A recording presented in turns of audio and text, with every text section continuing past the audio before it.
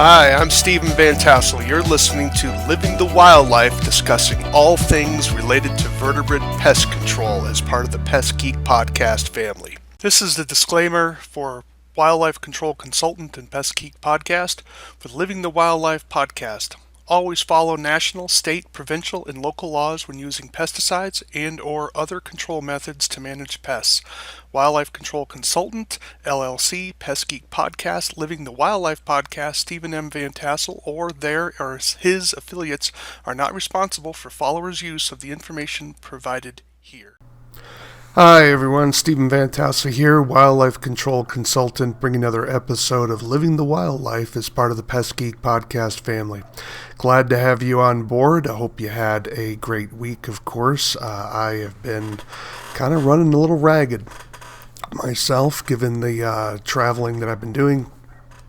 Try to dig out from that, and also I have some contracts that I need to fulfill, so I have been a little under the gun, but I wanted to sort of squeeze out some podcasts here, so I'm trying to do one. I'm going to do a little short one here today, but before we get there, if you're wondering what this podcast is all about, this is where we do really thoughtful, deep dives into various nuanced aspects of the vertebrate pest management field. So this is part of the Pest Geek Podcast family, so we get a little geeky at times in the area of vertebrate pest. If you are a newcomer, you're welcome aboard. Of course, if you're even not a professional, you are also welcome. But just so you know, this is where we get into some of the more arcane issues, things that are just sort of out of the ordinary, where I delve into some of the research literature to try to give a different spin and things that are going to be applicable to help you perform your wildlife control duties for your clients or perhaps even for yourself. Would love to hear your comments or thoughts. You can reach me at wildlifecontrolconsultant@gmail.com. wildlifecontrolconsultant@gmail.com. Would love to hear from you. You can also give me some criticisms as well. If you have suggestions for future shows, certainly you can apply them there through my email. Do take some time, if you would, to subscribe to the channel, ring the bell. If you don't like dealing with YouTube, you can also visit me over on the Rumble area, where I post actually a little bit sooner than what comes out on YouTube. All right, well, enough of that sort of introductory information. Today's topic I want to be dealing with is some interesting things about odors and the management of deer mice, and so some of it actually will apply to house mouse. Now, this is one of the dirty little secrets when we come to rodent controls. A lot of people think that they're controlling house mice, when in fact they're actually controlling deer mice. Now, that you could have both, you may have one or the other, but nevertheless, a lot more people are dealing with deer mice or white-footed mouse than what they actually think that they are. So not every mouse in your house is going to be a house mouse, even though it may be living there. There are a lot of deer mice in the nation. In fact, for those of you that live outside of major metropolitan areas, you are probably dealing with more deer mice than you are dealing with house mice, but you have to sort of check. I think I have other presentations, and you can certainly visit those in terms, but just a quick one is you want to look at the tail. If the tail has a very sharp change between brown to white, that's going to be an indication that you're dealing with a deer mouse or a white-footed mouse. House mice go from brown to sort of a dull gray. It's very sometimes hard to tell, but a deer mice, it looks like someone was painting by numbers, right? So they were painting within the lines, and that would be basically a deer mouse. Another way to look at it is also look at the eyes. Deer mouse eyes are buggy, so in fact, I think if memory serves, you're looking at about a third larger in terms of the orifice of the eye, or I actually say the lens of the eye, so they look like they've got a thyroid condition. They're very buggy, where house mouse eyes are not as buggy. So those are a couple of ways for you to help distinguish. So let me pull up my slides here. If you are looking for literature, of course, you can come back to, of course, to my store where we have some items for sale. You can see some of my publications that are available there. Also the rodent inspection tool, or you maybe even want some consultation work, would be happy to help you, or maybe some training for your business. Definitely reach out to me. Would love to try to see how I could help you out. So let me pull up my PowerPoint here, and let's see, we get this started. So it's going to be relatively brief. So this was some research that was done on capturing these were deer mice, Paramyscus meniculatus, as memory serves. And what the researcher was doing is they were trapping during specific times of the year and basically trying to figure out what was going on in terms of what odors were attracting animals to the specific trap. And so what they did is they were trying to find out if there were certain times of years that these deer mice were attracted to traps. And they were using, of course, the ubiquitous box trap here. These are called Sherman traps. They're often used in academic research on rodents, and so that has its own confounding effects, but nevertheless they're using these traps. And what they would do is they would traps that had odors from a particular gender, whether it be a male or a female, they would then usually cotton balls, I believe, and then they would toss that in there, or they would reuse the trap that caught a specific gender and use that and see how it attracted animals. Then they would track the gender of the animal that was ultimately captured during different times of the year. Well, to make a long story short, they found the following, and that was, if you're trapping during a period of time where the deer mice are not in reproductive mode, in other words, like typically in the middle of the winter, they're not mating at that particular time, the odor really doesn't matter. It's a neutral. However, during the breeding season, there was an effect. In fact, even males would be attracted to the male odor. It doesn't seem that they're gay if you're thinking about that or something. No, it's the fact that males are sort of checking out who's around, right? Because they're going to be competing, of course, for the females. And what they found was that traps with odors of another deer mouse became more attractive during the mating season, but outside of the mating season, it didn't really matter. So how do you track that for yourself, for instance?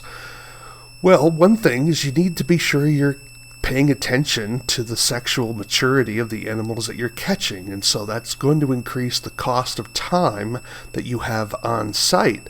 However, that information may become valuable for you, particularly in situations where you're having trouble resolving the client's problem. If you're in a highly sensitive area, perhaps a restaurant or something, you're going to need to figure out what's going on. So you may be reusing traps that have caught animals, but if they are not in heat at that particular time, that may be a problem for catching an animal. Maybe they're like, oh, that's already caught a rodent. I'm not going to go into that. So this is where you need to take some time and actually put in some clean traps on occasion, or to be tracking, are you catching more females than males? Are those males with descended testes? Are the females sort of in heat, this sort of thing? And also, are they mature? So again, a little bit more work for you, but once you gather some of that information, you're going to have a leg up on your competition, because you're going to say, all right, well, maybe it's May. This is where we've had them being reproductively active. We want to be sure we're using those traps that have caught deer mice before because they're going to be more attractive to the mice that we're trying to catch. So something to think about. Well, another piece of research that was done, and this is where they were actually doing research on Peromyscus leucopus odors in terms of how attractive or unattractive it was to house mouse. And what they found is that when they were trapping, house mice preferred to go into traps with had odors of other house mice. Now, this is going to be important for those of you that are trapping in areas that have both house mice and Peromyscus leucopus. Now, you may not be able to know whether it's leucopus or maniculatus. Leucopus is white-footed mouse. Maniculatus is deer mouse. It's very hard to tell them apart in the field. But nevertheless, I think the takeaway here is that if you're trapping in areas with both, you want to make sure that if you identify traps that have caught house mice before, and if you're going to go to an area with house mice, then you want to use a house mouse odorized trap. But if you have house mice and you caught a deer mouse, the research shows that house mice tend to avoid traps with the odor of white-footed mice. So yeah, if you're wondering why things get a little complicated with rodents, because it is. This is not something, well, we just set a trap and everything's going to go away. Sometimes you get lucky, sometimes you don't. And when you don't, of course, this is where the professionalism comes from. One of the challenges that I have is trying to help professionals understand that if your goal is complete eradication and mastery, you have got to learn about how to handle the outlying problems. Everyone can trap mice. It's not a big deal to catch mice. The challenge comes into eradicating the mice. If you just want to harvest mice, you can trap mice forever on your property. If you want to eradicate the mice, that is a different thing. This is where the professional has to be thinking about, what am I doing and what's not working? How do I change it up? And again, these are tendencies. They're not written in stone. You may have a situation, well, I've eradicated rodents out of a structure and I've never bothered with the traps. That certainly can happen. The challenge, of course, comes is when you're doing everything is working for you, and then you find that one situation where it stops working. Here's an example of where that could occur. In which case, were you paying attention? Did that trap catch a deer mouse? Now maybe that trap is dead to the house mice because maybe they've had a bad experience with deer mice. There does seem to be some research that shows that there's some antagonism between house mice and deer mice. And so the belief is that Peromyscus can outcompete house mice. However, other pieces of research show that house mice are more aggressive toward deer mice. So we don't know ultimately who's going to win in any type of competition in the building. So everyone knows, like, when you're dealing with rats, typically if there's a food shortage, rats are going to outcompete the mice, right? There's much bigger rodent. That doesn't mean there are not going to be any house mice in that building, but as a rule, if there's food stress, if there's plenty of food, the rats don't care, right? But when we're getting to situations where when push comes to shove, there's only a limited amount of food, we don't know who's going to win, whether it's house mice or deer mice. Again, this is something we just don't have an answer to. So the evidence may go either way. Maybe it's a 50-50 split. Sometimes the house mouse wins, sometimes the deer mouse wins. But nevertheless, this is where you as a professional can't simply rely on the researchers to answer all the questions. You have got to be keeping good records. And again, that slows you down. And it's going to be irritating, but if you're just doing what everyone else in the industry is doing, how are you going to outcompete them? I'll let you think about that. Well, I hope you found that information interesting for yourself. I'm Stephen Vantassel. You've been listening to Living the Wildlife as part of the Pest Geek Podcast family. We've been talking about the role of the impact that odors have on trap efficacy and attractiveness to house mice and, of course, deer mice. So take that to heart. Think about how you could apply that to your own control methods within your own property or when you're servicing other clients, because this is some interesting insights. Perhaps it'll explain that job that you had that was just driving you nuts, what was going on. So I'm going to encourage you. Let me give you the takeaway. Monitor what animals you're catching. Monitor what trap is catching what animal, and probably need to have some sort of record keeping system. So especially when you're using the wooden traps that are going to be hard for you to deodorize, you're probably going to need to signal that and say that's house mouse, that's going to be deer mouse or Paramiscus, and just keep those traps separated from one another. If you're using the plastic based traps, you probably can just clean them and deodorize them that way. So you're starting fresh. Nevertheless, in some situations, you're also going to need to think about putting in clean traps on occasion.